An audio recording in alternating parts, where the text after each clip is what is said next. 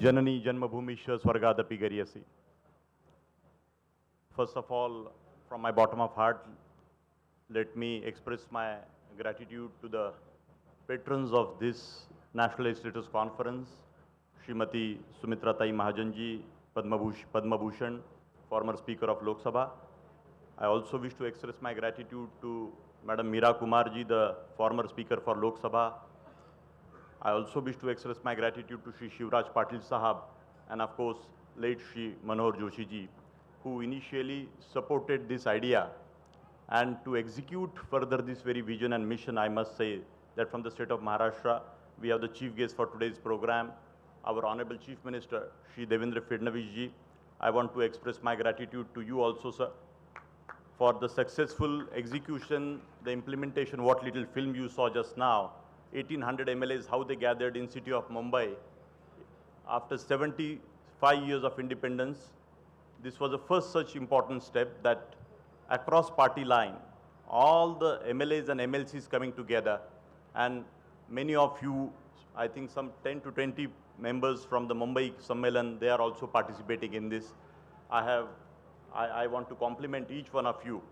The Honorable Speaker sitting on the dais, Satish Mahana Sahab, your role, CP Joshi Sahab, your role as a speaker that time, and of course from our own state, the beloved Neelam Taiji.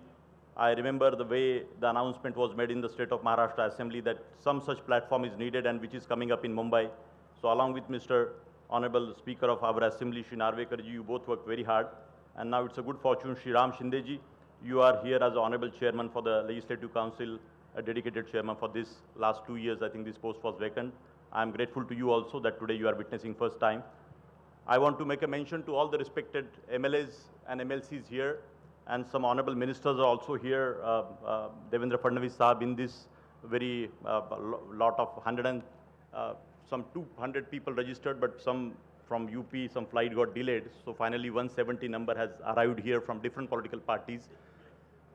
This platform, when we initiated this concept 2 years back, when I spoke for the first time to Venkaiah Naidu ji and some other members even in Maharashtra, Prithviraj Chavan ji, they all said that, Rahul, it is quite a challenge. I said, how come in such a large country so far it has not happened?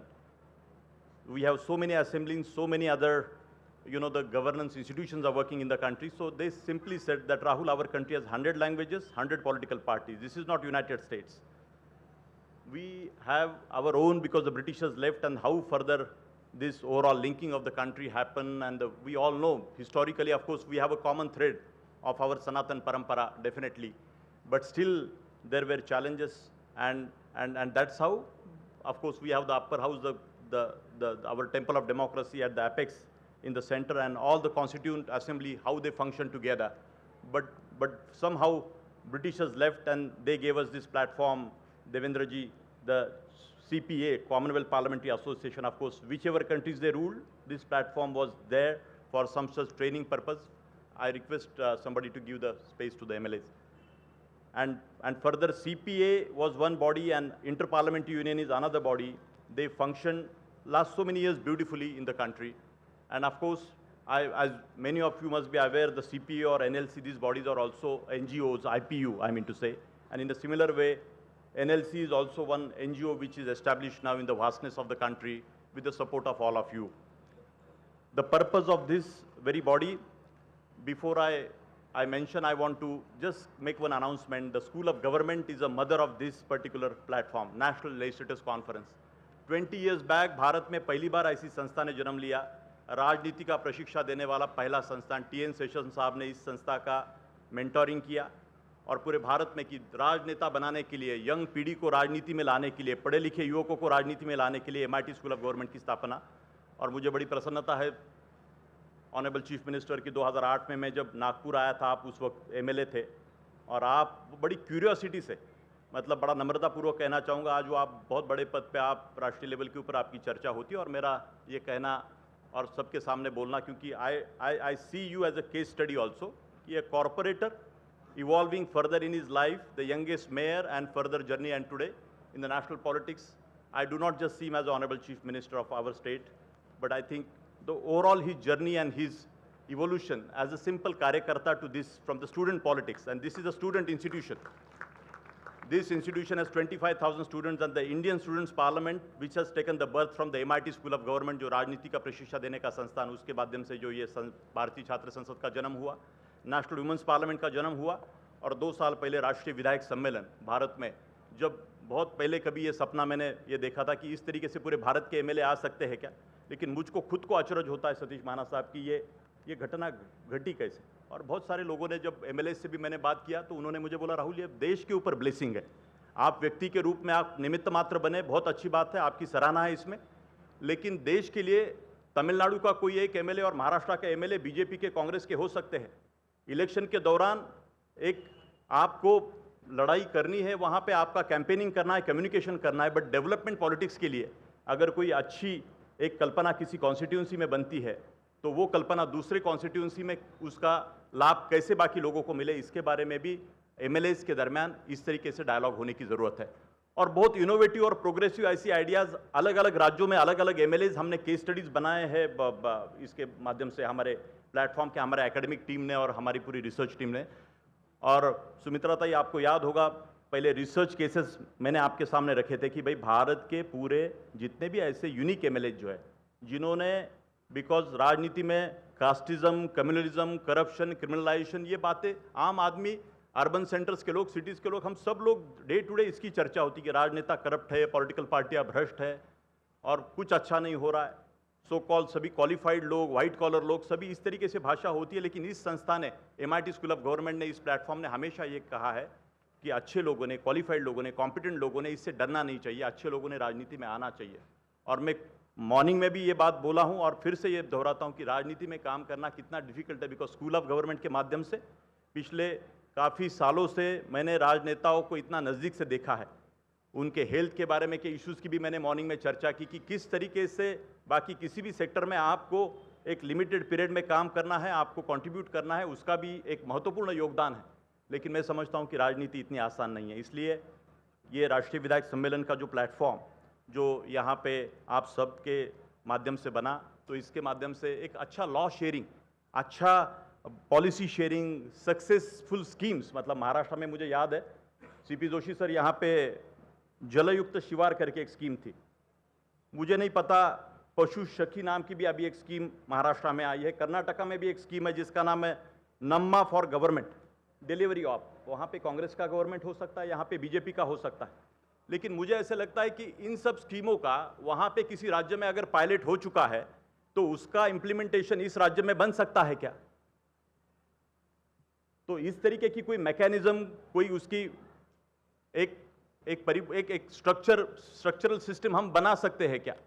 और इसका consensus बनाने के लिए ही मुझे लगता है मुंबई में जब इवन ऑल पार्टी का भी एक कन्वेंशन जब उसमें हुआ था, एक राउंड टेबल कॉन्फ्रेंस, कि जैसे इलेक्शन कमीशन में भी कोड ऑफ कंडक्ट आता है, कोड ऑफ कंडक्ट आने के बाद क्या क्या होता है आप जानते हैं, वो हम सब पॉलिटिकल पार्टियों को वो फॉलो करना पड़ता है कि अभी इस दौरान हमें हमारा बिहेवियर पैटर्न इस तरीके से रखना है।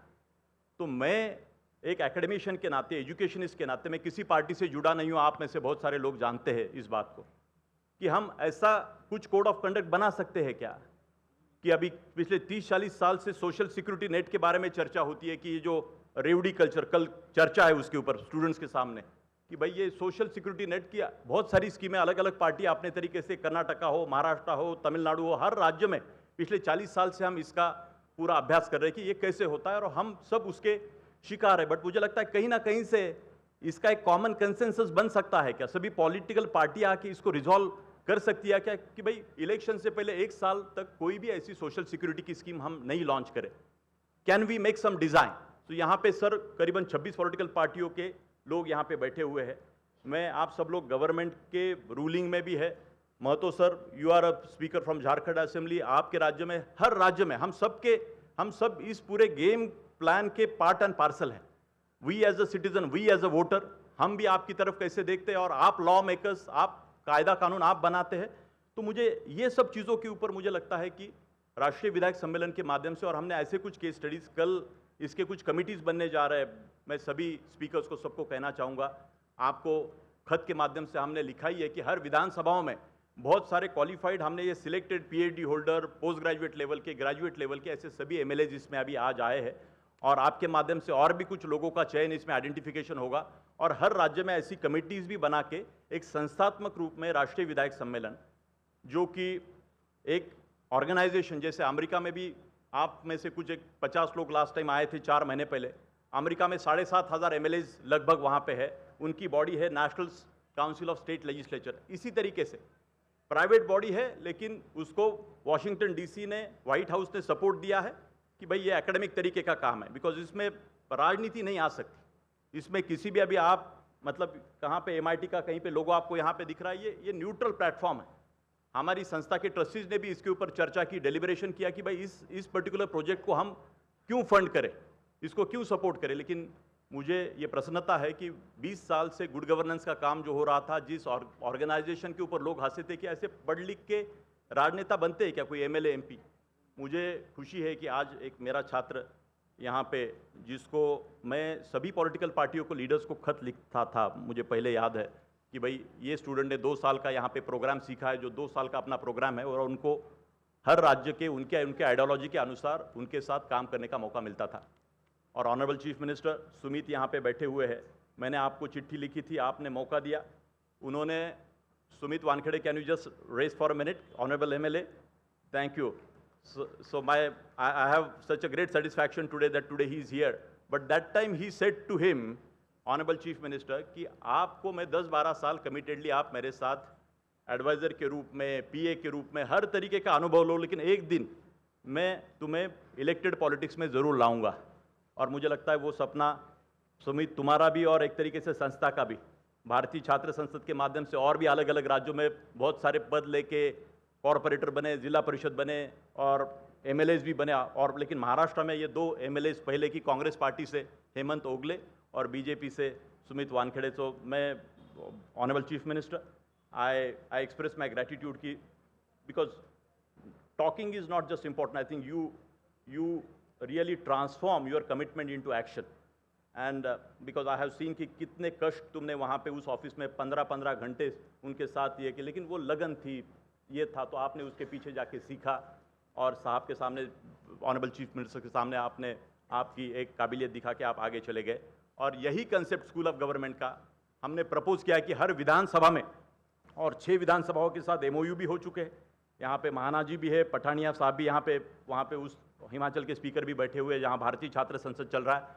तो ऐसे 6 विधानसभाओं के साथ हमारे एमओयू भी हो चुके हैं कि school of government academic partner के नाते काम करेगा, और हर विधानसभा में ऐसे पॉलिटिकल लीडरशिप के स्कूल, जो यंग स्टूडेंट्स को जो राजनीति में आना है, तो इस तरीके से उनको ट्रेनिंग और एजुकेशन दिया जाएगा। तो ये भी एक बहुत अच्छी कल्पना आगे बढ़ रही है। मैं आप सब लोगों का धन्यवाद करना चाहूँगा कि ये जो विजन नेशनल लेजिस्लेटिव्स कॉन्फ्रेंस का आपने सबने समझ के, जो एक वॉलंटियरिज्म का स्पिरिट, खाली उस वक्त नहीं, लेकिन अभी भी जिस तरीके से रिस्पांस आप सब लोगों का आ रहा है, तो बहुत सारे ऐसे छोटे छोटे प्लानिंग और एक्टिविटीज़ हमने बनाए हैं। करीबन 100 क्लासरूम में आप सब लोगों को कल आफ्टरनून में डिस्ट्रीब्यूट किया जाएगा, जहां पे आपके सबके माध्यम से स्टूडेंट्स के साथ रूबरू करके कुछ पॉलिसी लेवल के ऊपर भी कैसे काम कर सकते हैं। और एक अलग पर्सपेक्टिव है, अर्बन सेंटर्स के भी स्टूडेंट्स है, रूरल सेंटर्स के भी स्टूडेंट्स है हमारी शिक्षण संस्था में। तो इस तरीके से academic institutions, they have a role in training and education. तो मुझे कई लोगों ने ये भी बोला कि राहुल, ये आपका काम नहीं है, सरकार का काम है, आप इसमें क्यों पढ़ते हैं। ऐसे भी मुझे बहुत सारे लोगों ने डिस्करेज किया, और बहुत बार मैं इस विषय में, मुझे याद है, मुझे सुमित्रा ताई आपने भी मुझे कई बार, मैं कुछ लोग, राहुल ये थैंकलेस जॉब काय को करते, शिक्षण संस्था एखादा स्कूल खोलो, नया कुछ करो, इसमें क्यों आपका क्या मिलने वाला है। मुझे बोला भाई, मुझे इसमें से कोई राजनीति में कोई इलेक्शन लड़ने की बात नहीं है, या कोई मुझे पॉलिटिक्स में पद चाहिए इसलिए नहीं, बट मेरी शिक्षण संस्था का जो है, और एज ए एक्टिव सिटीजन, जो एरिस्टोटल ने कहा था कि हर इंसान एक पॉलिटिकल एनिमल है, हम सब लोग एक्टिविस्ट, दैट वाज एक एक्टिव सिटीजनशिप की कल्पना एरिस्टोटल ने बोली थी। तो from that perspective I think every नागरिक, every student, every society should be alive, and they must take the role in our polity and the governance of our country. नहीं तो राजनेताओं ने, हमारा क्या, बहुत सारे कॉर्पोरेट के भी लोग मैं देखता हूं कि वो दूर से देखते, भाई हमारा राजनीति का नहीं, राजनेता उसकी एक अवहेलना करते हैं, उसकी तरफ देखने का मेजॉरिटी लोगों का, अपने पॉलिसी बनाओ, कारखाना बनाओ, बाकी काम करो। अच्छा, ही इज देयर। अच्छा, Okay, so without taking much time, I think Honorable Union Minister Shri Gadkari Sahab is very much live, so he will be expressing his mind immediately after my talk. But lastly, I want to say I welcome you, Gadkari Sahab, that you are one of such innovative person. You have always communicated in your speeches. Yes, you are a very senior BJP tall leader, but you have communicated that beyond party line, हम development के बारे में कैसे विचार कर सकते हैं, और वो भाव आपके बारे में कांग्रेस के लोग हो, बाकी भी पॉलिटिकल पार्टियों के लोगों ने हमेशा आपकी तरफ देखा। इसलिए हमारे सभी एकेडमिक टीम को लगा कि आपको इसमें आग्रह किया जाए। आप यहाँ पे आए, ऑनलाइन यहाँ से जुड़े हैं, मैं आपका स्वागत अभिनंदन करूँगा। और मैं फिर से एक बार हृदय से honourable chief minister, your journey as a student leader and what you have reached here, and relentlessly you have backed this idea. And my request to you is, the way it has evolved in the days to come, we need encouragement, sir. We do not want, so that encouragement and that pat on my academic team and everybody we expect. Thank you so much. Jai Hind, Jai Bharat.